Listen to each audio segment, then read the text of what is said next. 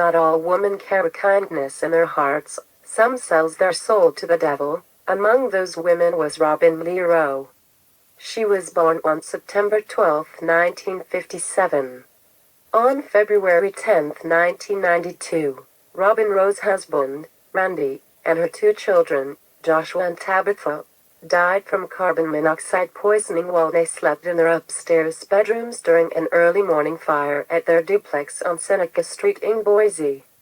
Investigators would later conclude that the fire had been intentionally set downstairs with a flammable substance that likely burned slowly before igniting a much hotter burning petroleum product. States the circuit breaker for the smoke detector was shut off and the furnace fan was set to run continuously, feeding the flames and circulating smoke quickly through the home. At the time, Rowe was staying at the home of her close friend, Joan McHugh, and she was not harmed. For the previous several weeks, Rowe had been telling McHugh and others that Randy was physically abusing her, which she claimed involved serious beatings, kidnapping, and rape. Rowe also told her friends that she intended to divorce Randy, and she had recently moved her possessions out of the family home and into a storage unit. On the night of the fire, Rowe awakened McHugh around 3 a.m. to tell her that she had a terrible feeling that there was something wrong at her house. McHugh agreed to check on the house with Rowe.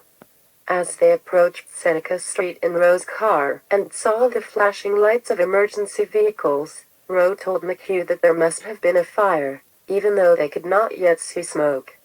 Once they arrived and saw that the house was burning, paramedics informed Rowe that her children and husband had been found dead.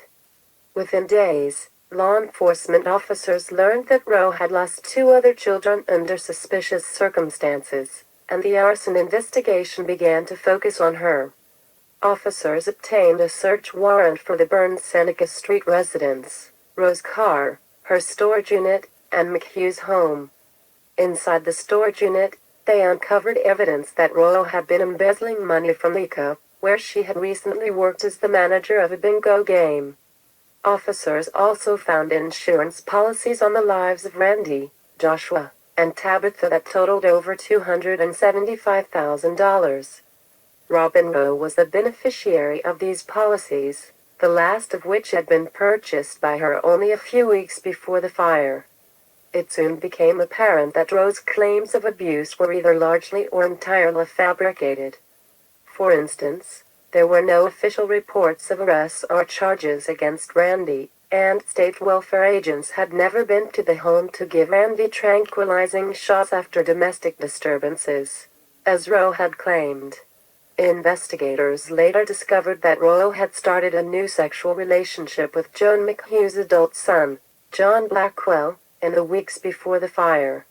On February 13, 1992, Rowe was arrested and charged with grand theft for stealing from Leica. She was not yet charged with any crimes associated with the suspected arson, but she remained incarcerated because she could not post a bond on the theft charge. An attorney represented her on that charge. The sentencing hearing began on October 19, 1993. On December 16, 1993, the trial court sentenced Rowe to death for murder convictions and to 20 years fixed for aggravated arson. In 2011, her appeal was dismissed by Judge Belin Windmill. Robin Lee Rowe was the sole death row inmate in Pocatello Women's Correctional Center in Pocatello, Idaho. She is currently 65 years old. There's no doubt that Robin Lee Rowe is a dangerous woman. Thank you for watching. Please like and subscribe.